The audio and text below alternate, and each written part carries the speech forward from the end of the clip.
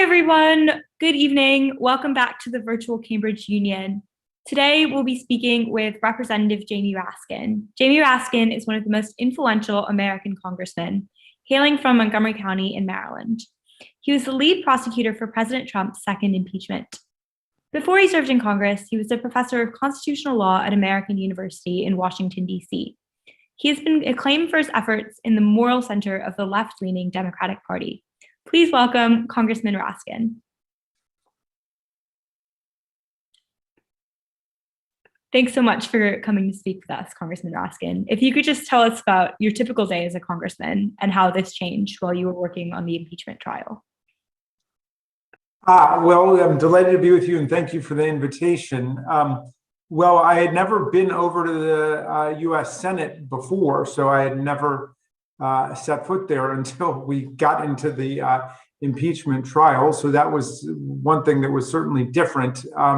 When we're in session, we're in committee hearings and subcommittee hearings and meetings, and then when we bring legislation to the floor, then we're on the floor. As a member of the Rules Committee, I bring a lot of legislation to the floor as the floor leader or floor manager. So I do spend a lot of time on the House floor as well. And so, you know, it's the basic mechanics of the legislative process of parliamentary procedure that absorb us when we're in session, debating and discussing and trying to move legislation through. And when we're not in session, I am in my district. Well, I'm always in my district because I happen to live right next door. My district is adjoining Washington, D.C. I think I live closer to the Capitol than any other member of the House of Representatives other than the delegate from the District of Columbia, Eleanor Holmes Norton, who, of course, is not a full voting member of the House because of a collection of injustices and accidents and misfortunes over the years. But we're hoping to take care of that with the DC state legislation. But in any event, when we're not in session, I'm in my district, and in non-COVID times, I'm usually going out and speaking to different groups or different government officials or schools, colleges, that kind of thing.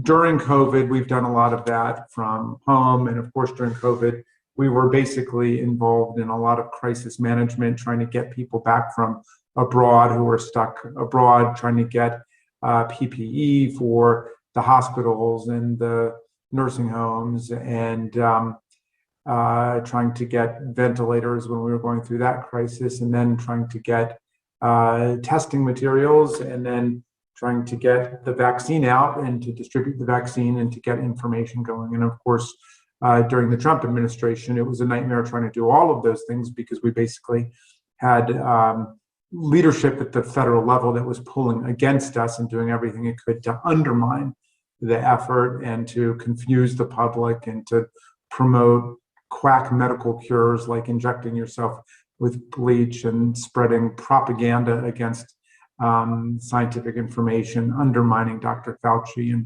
so on. So, you know, it's hard to say what a typical day is because it's always driven by the events of the day and the legislative agenda of the day. But I've been a member of the Democratic leadership for several years. So there will be a lot of leadership meetings. We all have caucus meetings.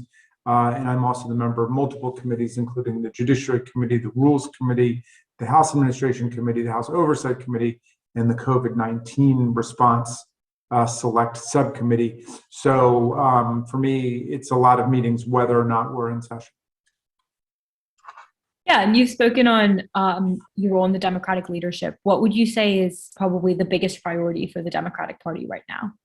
Well, I mean, in the overarching sense, we have to demonstrate that government in the democratic society is an instrument of serving the common good, the common man and the common woman. And, you know, we're coming out of a period with a president who treated public office as an instrument of private self-enrichment and self-glorification. But it was basically a money-making operation for himself, his family, his cronies, his friends, And we are needing to revive the democratic idea that the government is nothing but an instrument of the public interest. And those of us who aspire and attain to public office are nothing but the servants of the people. And we're not the masters of the people. We are not kings and queens. And to the extent that we begin to act that way, that's the time to evict, eject, reject, impeach, convict, remove, and so on. That's a distortion of the proper relationship in a democratic society. So that's the overarching point. I mean, I think that the Biden administration has been doing a magnificent job of reviving the government and making it again a servant of the people. And we had the $1.9 trillion American Rescue Act to infuse money into the states, the counties, the local governments, the public health infrastructure, the vaccine campaign to get the shots in arms, to get people back to work, to put money in people's pockets, and so on.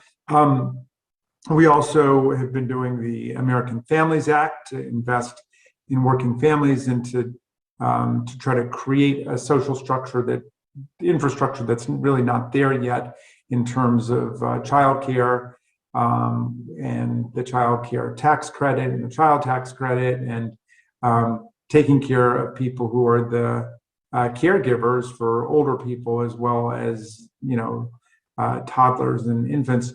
So we're doing that, and then we're also doing the American Jobs Act, which is our infrastructure plan to reinvest in the ailing American infrastructure of roads and highways and transit systems and rail systems and cybersecurity and ports and airports and so on, and to work to build up also the corroded social infrastructure of the country. So I think that the Democrats are very much,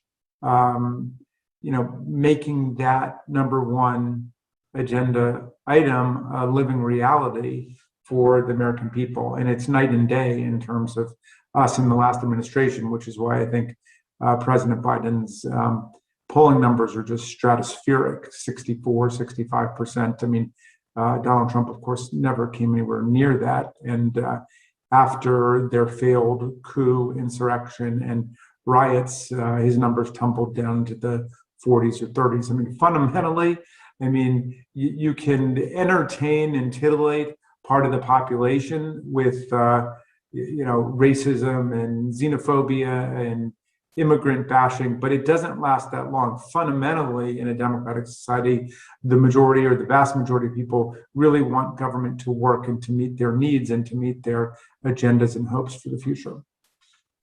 So I think sort of beyond the leadership point, there are some concerns about the fracturing of the Democratic Party and what that means for the Democratic Party in elections in 2022 and beyond.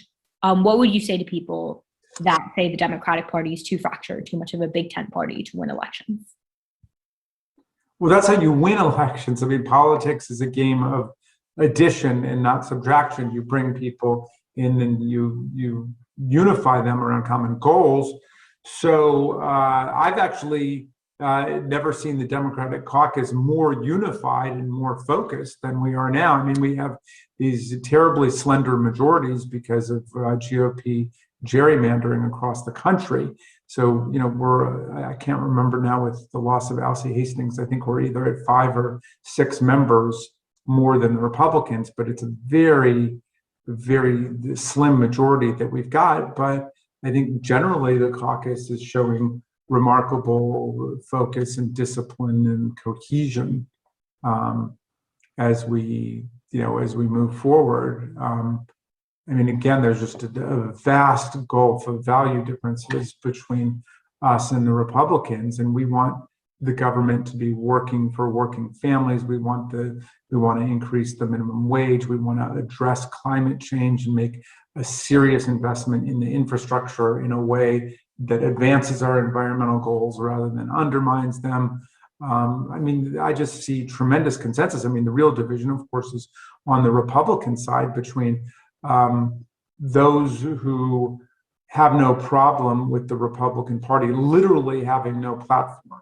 no program. I mean, in 2020, it was the first time in the history of the Republican Party or any major political party that they went to their convention and they adopted no platform. They said it was hopeless. They didn't have a platform. So what does that mean? Their platform is whatever Donald Trump says it is. So there are those who are very comfortable with the Republican Party collapsing into essentially a religious cult of personality around Donald Trump, versus that minority, but it's still a strong minority of Liz Cheney and John Katko and Adam Kinzinger and others who believe that the Republican Party should have some historical continuity and fidelity to Abraham Lincoln's vision of what the party was about. That is a real divide. I don't think you can liken it to anything going on within the Democratic Party.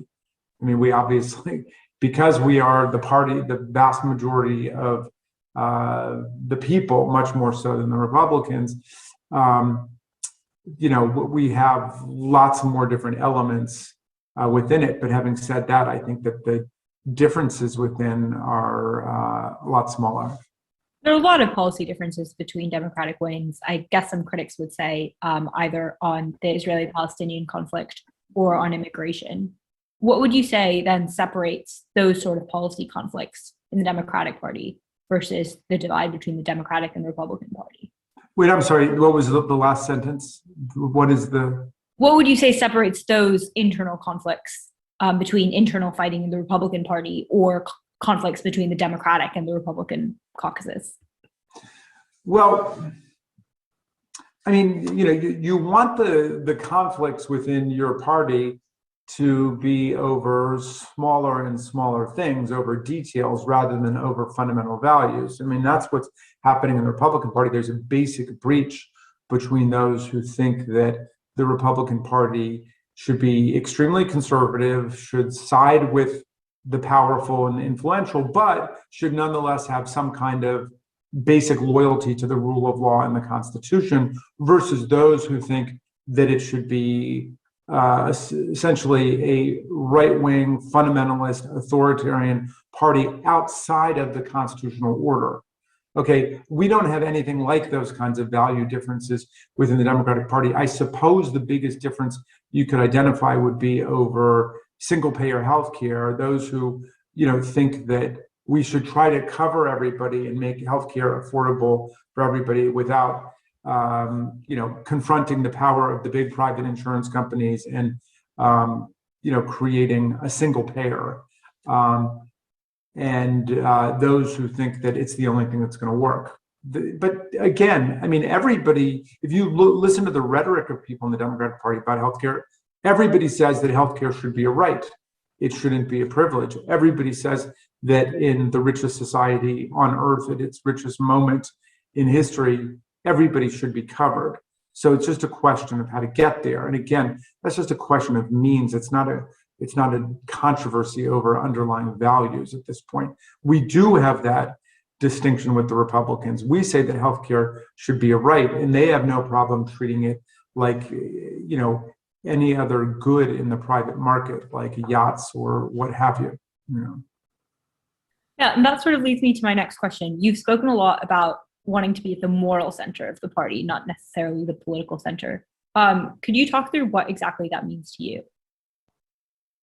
Well, the reason that phrase came about is when I was running for the state Senate, the very first time I'd run for anything back in 2006, I laid out everything I wanted to do. I wanted to abolish the death penalty in our state. I wanted to promote marriage equality in our state. I wanted to decriminalize marijuana. I wanted to increase the minimum wage. I wanted to take strong action against climate change. But I made my speech, and afterwards a woman who was in the crowd came up to me and she said, "Jamie, great speech. I love your speech. But one thing, take out all that stuff you've got in there about gay marriage, because it's not going to happen. It's never going to happen.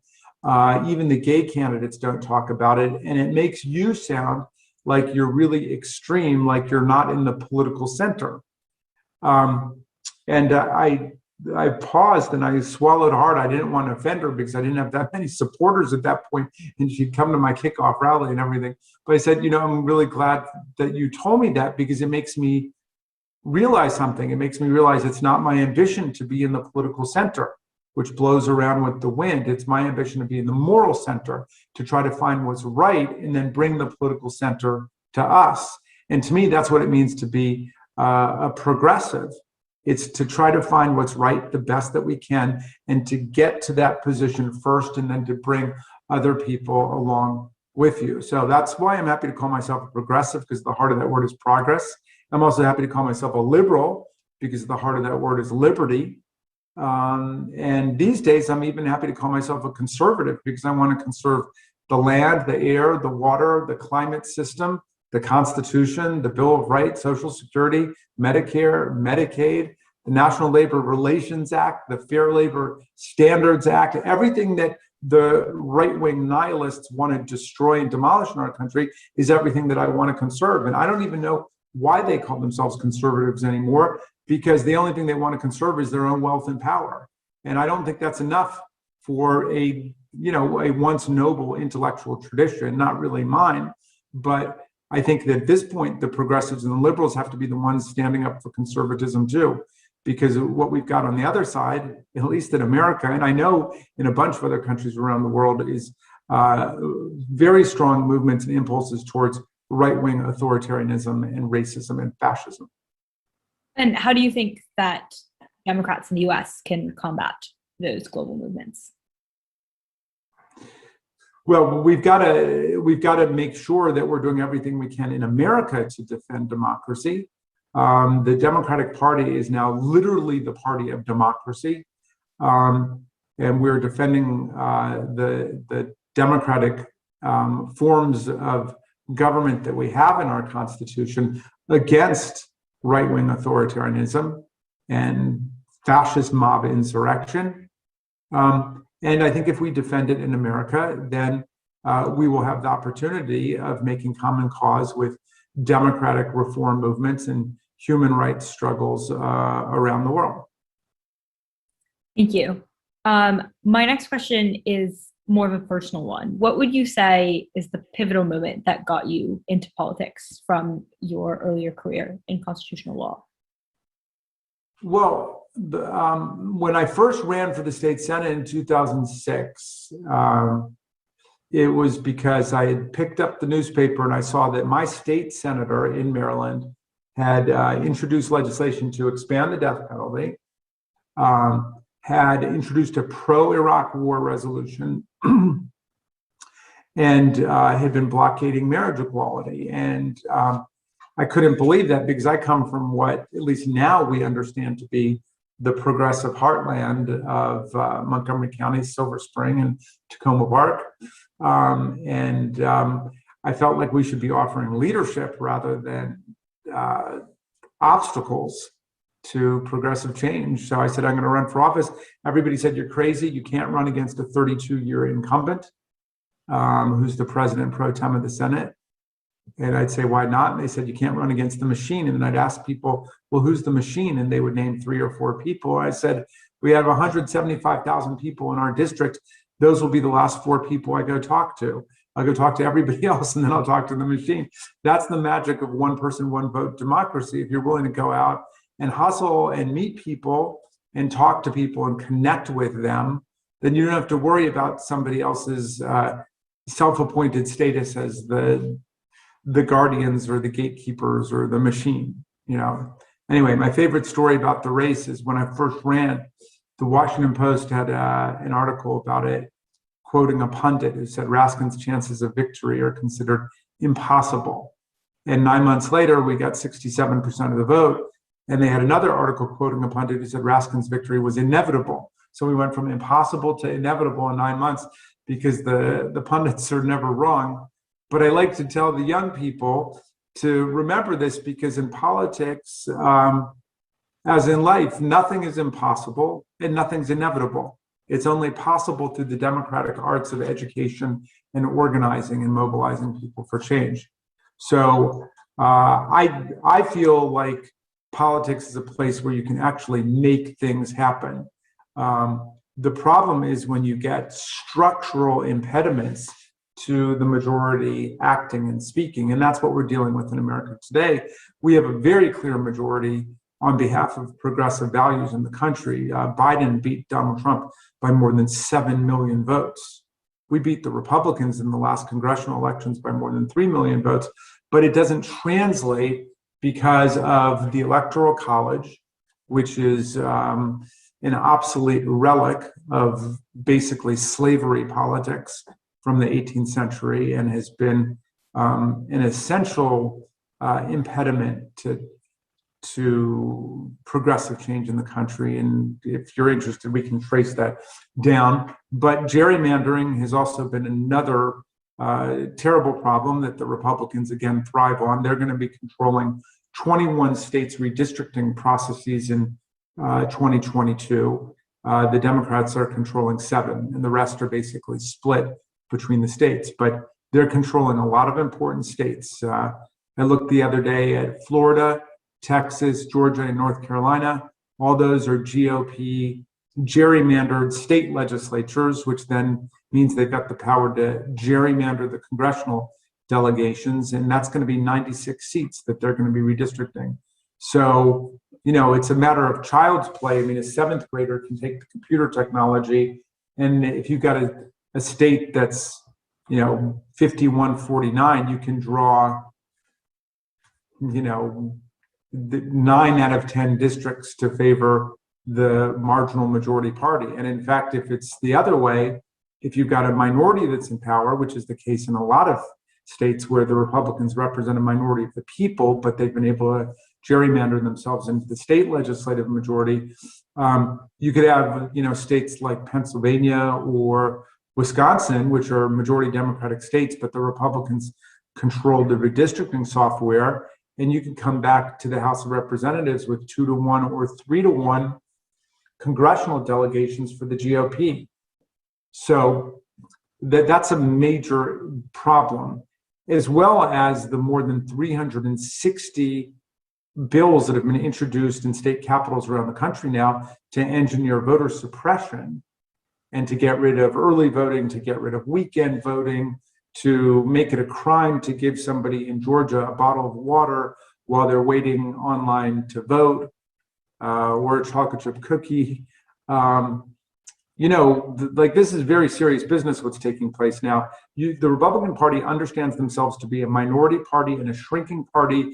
All the demographics of the country, all of the political consciousness of the country has turned against them, and yet they are continuing to wield extraordinary power because of voter suppression tactics, the Electoral College, the filibuster, the gerrymandering of our districts, and right-wing judicial activism after their packing of our courts over the last 4 years. They had no problem getting rid of the filibuster for judicial purposes, and they've been packing the courts for the last several years with unqualified Federalist Society right-wing bloggers, basically.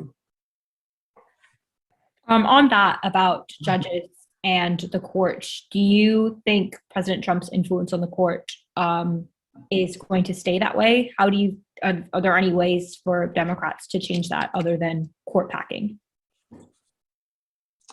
Well, I mean, we have to take the courts as seriously as they do. They take the courts very seriously in order to wage their culture war, anti-feminist policies against birth control, against women's reproductive freedom.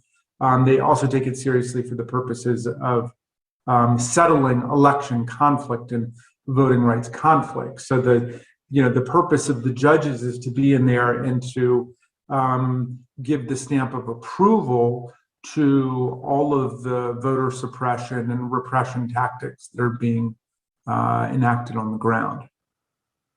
So we've got to fight for President Biden's nominees at every level of government, and we've got to push that forward, and we got to do everything we can to overcome the right-wing court packing that has that defined the Trump administration. I want to move on to a more personal note.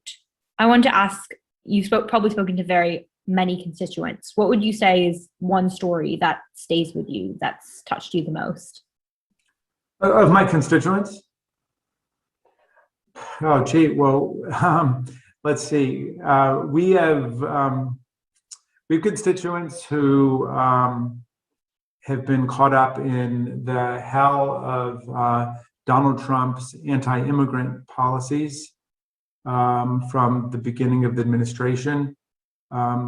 We had people who had arranged to have family members from, I mean, you name it, from Sri Lanka to Salvador to Guatemala, who were supposed to be brought over to be with their families for U.S. citizens here, and all of it was stopped, especially from countries in the Muslim world, and so we had many that that were blockaded then.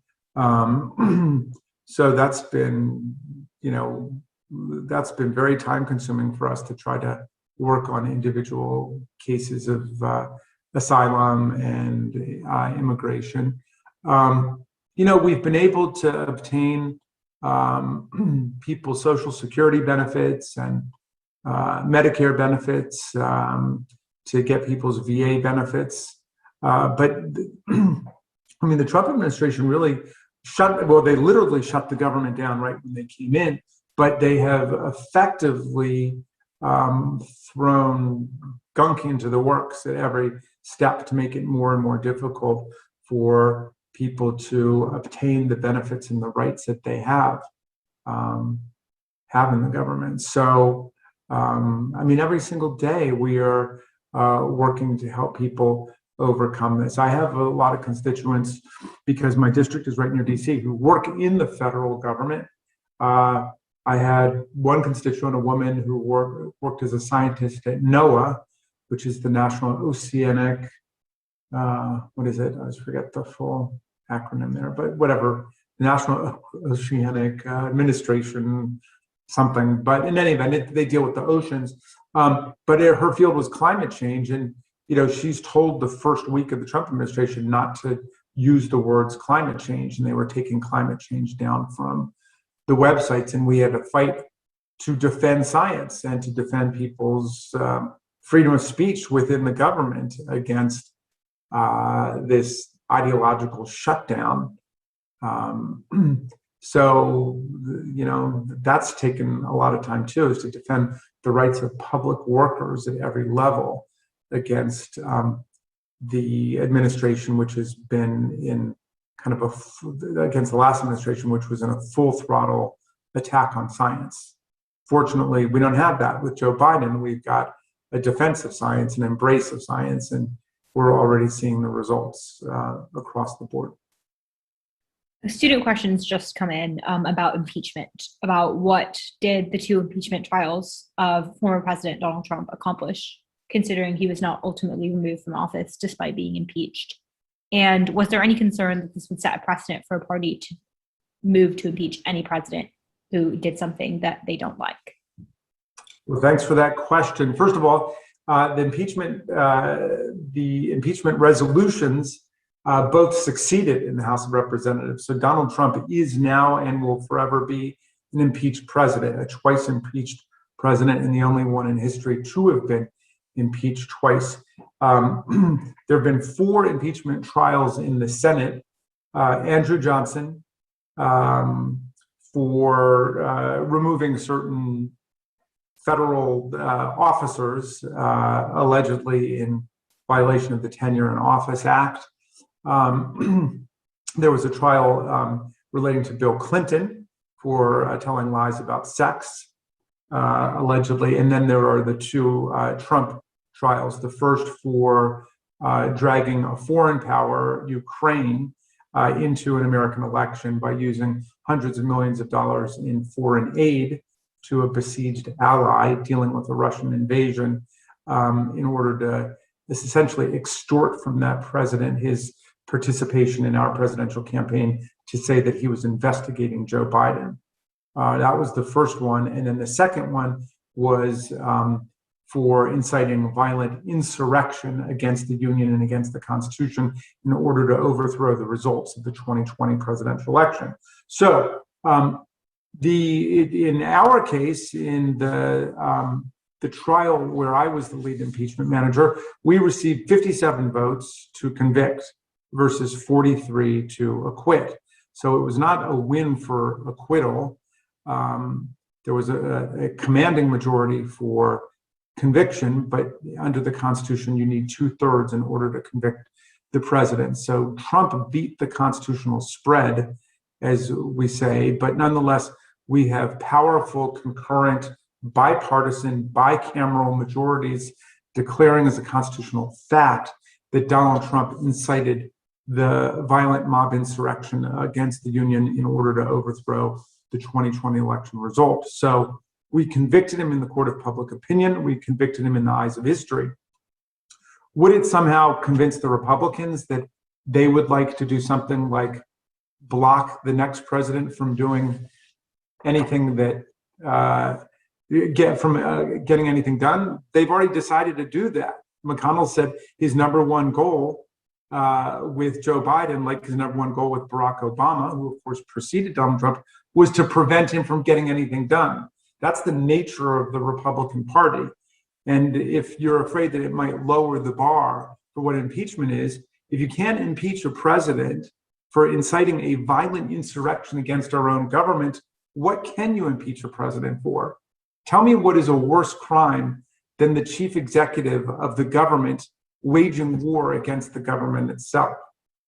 They impeached Bill Clinton for telling a lie or an evasion, when he says it depends on what the meaning of is, but for telling an evasion about sex.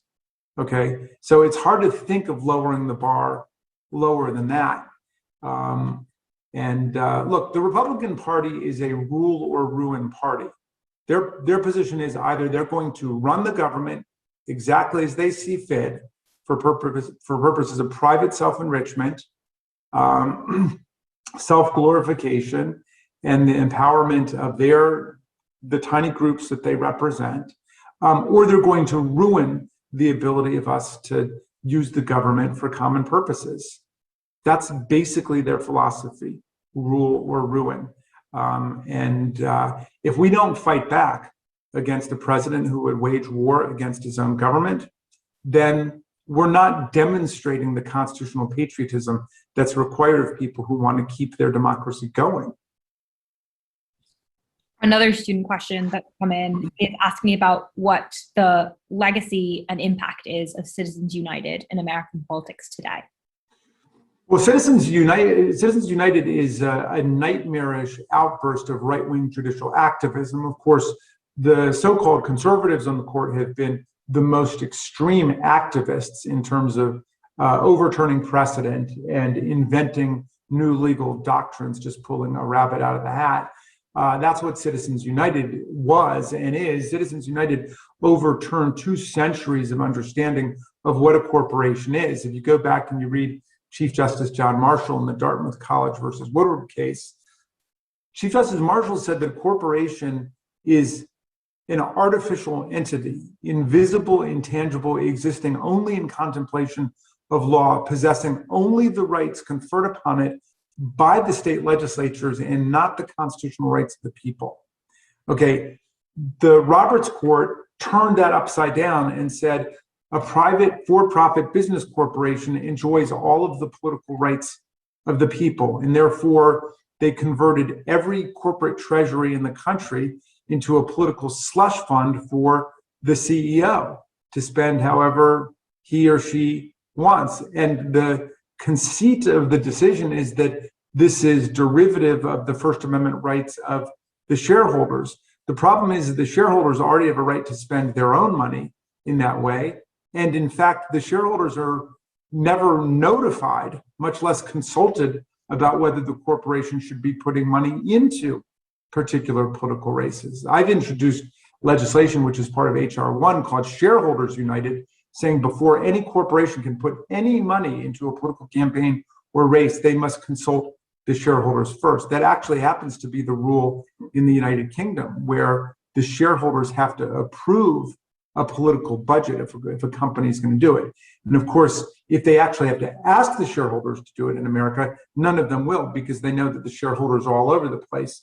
And there's no self-respecting Democrat who's going to want his or her money going to support Donald Trump and his violent insurrectionist party any more than one of those people is going to want to support Joe Biden and Nancy Pelosi and the progressive Democrats who, they like to call socialists. But of course, they call any advance for the American people, Social Security, Medicare, Medicaid, minimum wage increase, whatever, socialist, until they end up reluctantly then supporting it. And then they call the next forward movement socialism.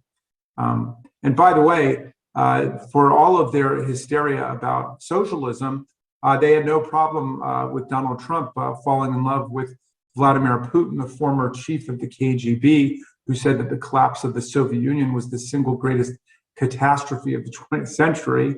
And Donald Trump, who idolizes the communist dictator of North Korea. So if they're attacking socialism, they're essentially attacking it from the left as pro-Stalinist communists. Oh, that's a really interesting perspective on the Republican Party's psyche. The next question from Jillian from Queens asks about what draw you to constitutional law in particular, and how did being a law professor prepare you for public office? Well, thank you, Jillian, for that question. I have always loved constitutional law. For one thing, I met my wife in constitutional law in Professor Tribe's class at Harvard Law School. I love the class. I mean, to me, constitutional law is like the master subject within the study of law, because it undergirds every other subject. Everything has a constitutional foundation to it, whether you're talking about property law or tort law or contract law or criminal law and procedure. It exists within a constitutional frame and context. It also is, as you can see from our conversation today and everything that's happened with January 6th, it's also the part of the law that defines the rules for democratic contest.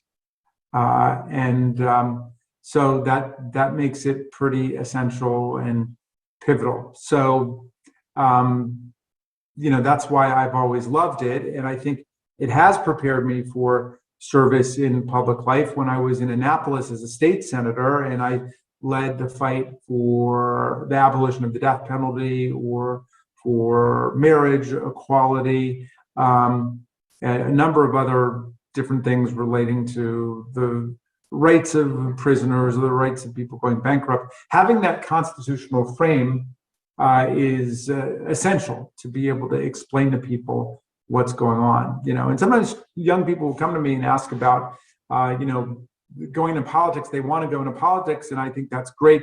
But I do think it's really important to try to master some discipline or field first before you actually go into politics, because then when you get in, you'll be of so much more value and utility to other people there. I didn't go into politics until I was in my 40s, and there'd been people there in their 20s or 30s, but oftentimes if you get elected too early, it's true you can sort of climb the ladder and everything, but you maybe you don't have the means of intellectual self-defense to take a stand on things, and you become a plaything in the hands of the leadership. And you don't want that. You want to be able to stand for things. I mean, I remember when I was in Annapolis, and the people we always turned to were the people who had some other kind of experience. There was a guy who was the chief of police in Howard County who then had gone into politics. And on any question of law enforcement, everybody would turn to him. We had a farmer, and on any agricultural question, people would turn to that person. We had a surgeon, a very right-wing guy, actually, who I now serve with in the House, named Andy Harris. But on questions relating to medicine, people would turn to him because they knew that he knew what he was talking about. Now, you got to watch that, because you don't want to defer to other people's opinions on questions of value as opposed to facts, just because they happen to have a certain kind of experience. But the point is, I would encourage, whether it's constitutional law or something else, if you're thinking about going into politics, I would do something else first. So when you get into office, you speak from some vantage point of authority. For sure. I want to touch on intellectual self-defense. How do you think we as students can develop those skills? Well, I think you're doing it now by being involved with, the Cambridge, it's called the political union, right? Yeah, the Cambridge Union. The Cambridge Union.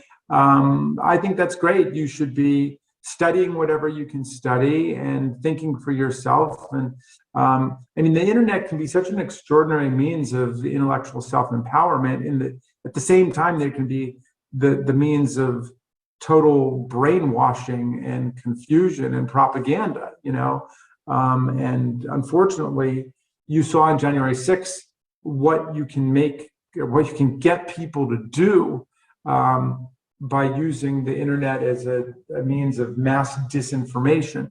On the other hand, young people who want to figure out what's going on in different struggles and hotspots around the world can use it that way, and then can use it to educate themselves and educate other people. And I think it's going to be, in the struggle for democracy in our century, it's going to be a race between young people like yourselves who are going to fight to defend democracy, to expand democracy, to advance democracy, versus those who want to tear it down and move us back to authoritarian forms of government with racism and anti-Semitism and immigrant bashing and the whole collection of right-wing maladies. Thank you. Another question is about why you support DC statehood as compared to retrocession to Maryland or other options, especially since some believe that DC doesn't have the characteristics of a state, and also asking if DC statehood has a chance in the Senate. Well, the central characteristic of a state is a commitment to a Republican form of government. And I hasten to say that's a small r Republican form of government. It's not a Republican Party form of government.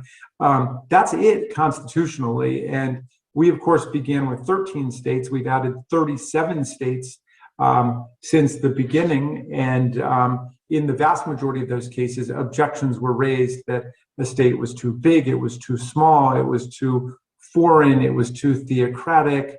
Everybody knew Hawaii and Alaska could not be made part of the country because they weren't contiguous to the mainland.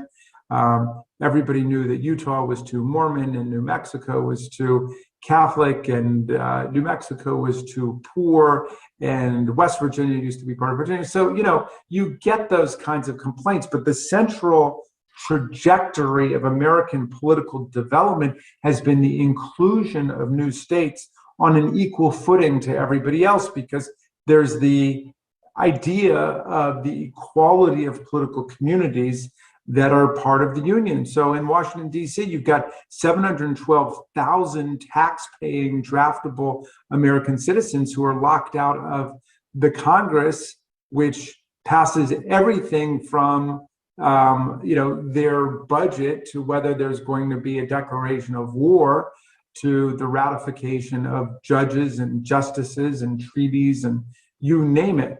So why shouldn't the District of Columbia be involved? When you ask the question of contrasting statehood and retrocession to Maryland, as a Marylander, I would be perfectly fine with that. I think Washington, D.C. is a great community of great people, but that's not what they're asking for. They're asking for admission to the Union. So you may as well have said to Tennessee or West Virginia, which had been part of Virginia, well, why don't you just be part of Virginia? Well, that's not how history developed. That's not how their societies developed. Why doesn't Vermont just go back to New York? Why doesn't Maine just go back to Massachusetts? Why don't North Dakota and South Dakota just become one Dakota, and so on and so forth? I'm not denying that there's a political dimension to this. And if you look at it historically, most states, or certainly a lot of states, have entered the Union in pairs, like animals boarding Noah's Ark.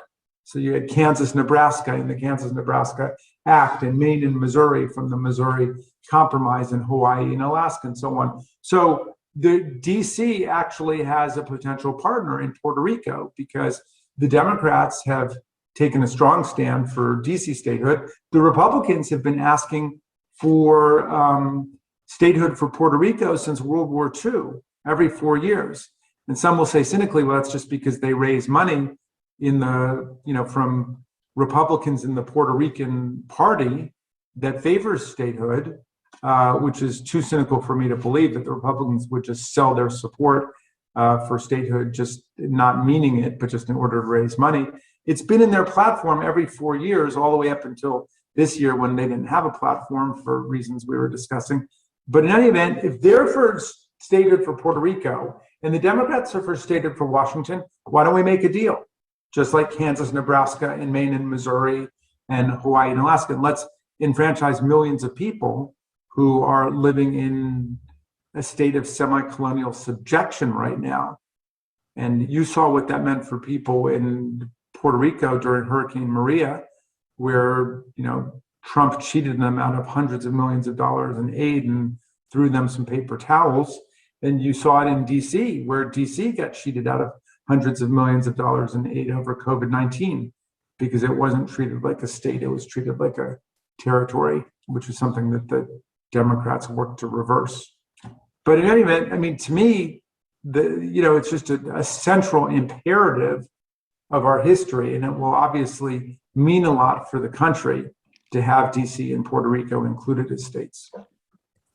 Yeah, for sure. We've just had another student question that is from Sasha from Homerton, asking, in hindsight, do you regret the decision made on the final day of the second Trump impeachment not to call witnesses? Great question. No, I celebrate that decision. We made the right decision. We got in the only witness testimony that we wanted to get in from Congresswoman Jamie Herrera Butler, who reported her conversation with the Republican House leader, Kevin McCarthy. McCarthy had told her, as well as other members of Congress, that he had tried to reach Donald Trump to urge him to dispatch the National Guard and to call off the dogs. And Trump said, well, it's not my people, it's Antifa. To which McCarthy said, it's not Antifa, Mr. President, we're looking at them, these are your people. And then Trump said, well, I guess they just care more about the real election than you do, or something to that effect. That made clear Trump's state of mind. He wasn't opposed to the violent insurrection. He was supporting it. He was exhorting it. He was advocating it. He was already apologizing for it and whitewashing it. So it was a critical piece of testimony. And we were prepared to hold up the trial to get Congressman Butler to come and testify. And the Republicans said that they would stipulate to it and we could enter it into the record with her written statement on an uncontradicted basis. But if we insisted upon calling her as a witness, at that point, they would insist upon calling witnesses of their own. And for every one witness we got, they would get one witness. And undoubtedly, all of the Republicans, including the ones who ended up voting for to convict, would have gone along with that. There's no way they could have said, well, the prosecution can have witnesses and the defense can't have witnesses.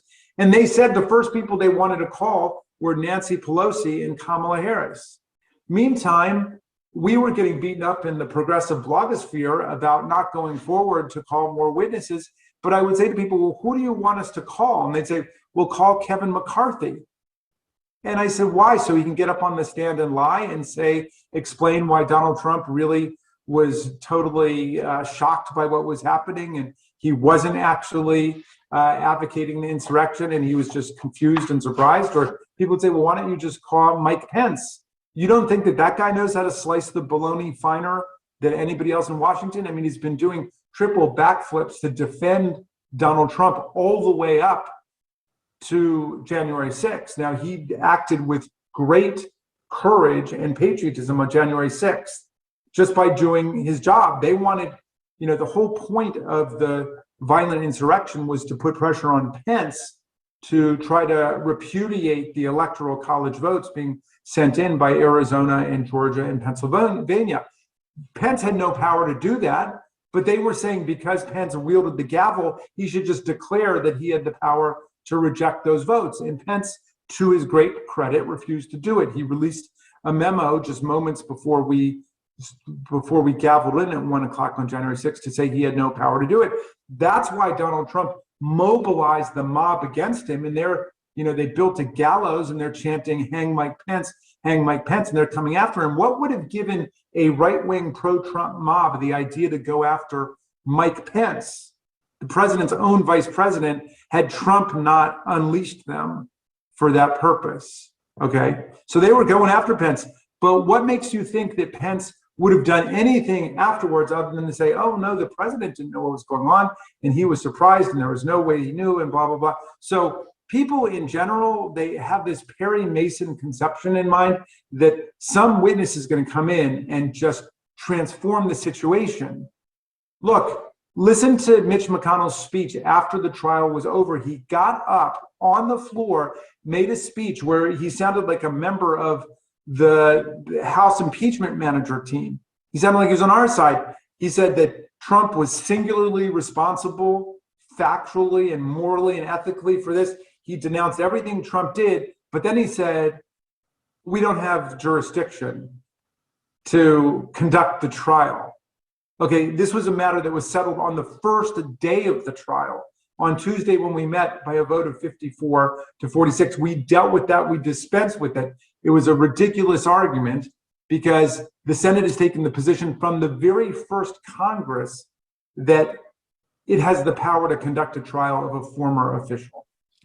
That's an idea so entrenched in the law that in some states, the legislature only has power to impeach and convict former officials, right? I mean, it's just standard, it's run of the mill, and it was thoroughly ventilated and explored during the famous Belknap decision of a corrupt Secretary of War after the Civil War, who, when it came out that he was taking all kinds of bribes and kickbacks, said, I'm going to resign, so he couldn't be impeached. And the House went right ahead and impeached him.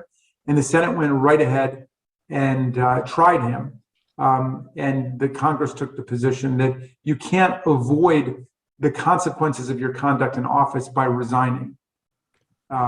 Because the purpose of impeachment, conviction, and removal and disqualification from further office holding is to protect the people going into the future. It's not a criminal proceeding. You could be tried separately criminally, but it's not backward looking, it's forward looking. All right. There's another question that's just come in about you being a fierce advocate of mental health ever since the tragedy of your son's passing. What do you think needs to be done both at the policy level and at the interpersonal level to address these issues? Well, thank you for asking it. I mean, we clearly need to establish in reality, in practice, that people have a right to health care and as much right to mental health care as to physical health care. And as all of the doctors and therapists and counselors will tell you, the body and mind health are completely intertwined. And so they've got to be dealt with, in a comprehensive and holistic way. So I think that's the general value that we've got to fight for. And that, and then, in terms of the interpersonal side, I think that, I knew that we were going to win on marriage equality in America when everybody in the lesbian gay community came out and began to talk to their families and their friends and their employers and their colleagues and their neighbors and so on. And it's the exact same thing with mental health. I mean, there is really not a family in America that's not been touched by some kind of mental health tragedy or problem or difficulty, and people need to talk about it, and we need to normalize that. And then I think we'll be able to get the policy changes we need. But the last several years have been a very tough time, especially for young people. COVID-19 was an absolute nightmare for young people because it made it difficult for them to get on with their lives, their education, their work lives, their relationships, and so on. And it was a profoundly isolating moment in our history. So I hope that we'll be able to learn from it and then confront the multiple crises we have with emotional and mental health problems, the opioid crisis, the drug crisis, alcoholism, and so on.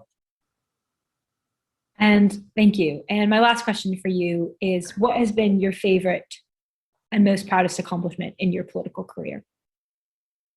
Oh, gee. Well, there's a lot of legislation I worked on that I feel very proud of.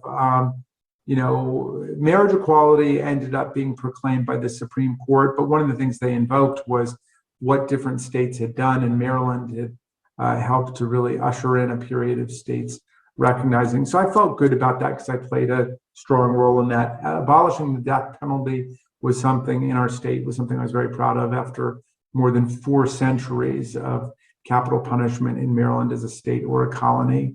And I felt proud about that. I felt proud about the passage of the National Popular Vote Interstate Compact in our state. We were the first state to launch that and to begin a process of trying to get us out of the Electoral College the way it operates today through a national popular vote interstate mechanism.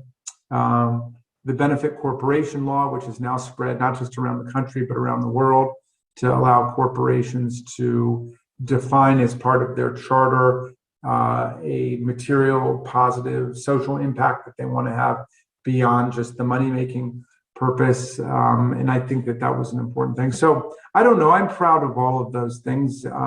I feel proud of the work that the impeachment managers did. We had a remarkable team there. I'm embarrassed that I had been talking about impeaching Trump literally from the beginning of his administration for his rampant violations of the foreign and domestic emoluments clauses, but I was simply unable to educate enough people about what the emoluments clauses are and why it's so essential. But I was glad at least we were able to respond to the final trauma of the Trump administration, the attack on democracy itself. But it really did begin when he said he was not going to divest himself of any of his business interests. He was not even going to use a blind trust.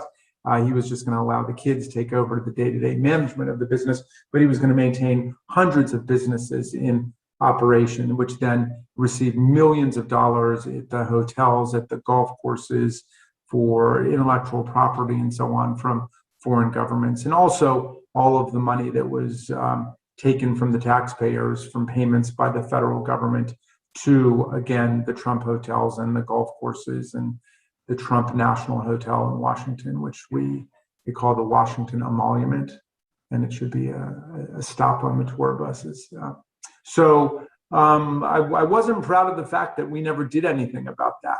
That was too bad. I was advocating also for the creation of a commission under the 25th Amendment right when the Trump administration started, and I think people came around to understanding the fundamental importance of the 25th Amendment at the end, but unfortunately it was too late, and then Vice President Pence wouldn't deal with it. But we did have a president who was fundamentally unable to meet the powers and the duties of office in a lawful way. Thank you so, so much. I think that's all we have time for today. Thank you so much, Congressman Raskin, for your time and your answers to all of the student questions. Just as a heads up for events coming up for the rest of the week, tomorrow we will be welcoming Chris Eubank and Edmund DeWall in person. Edmund DeWall will be open to all. On Thursday, we will have our virtual debate on the motion, "This House believes Marx was right," with Lord Daniel Hannan on the opposition and Slavoj Žižek on the proposition. On Friday, we will be welcoming Holly Tucker in person.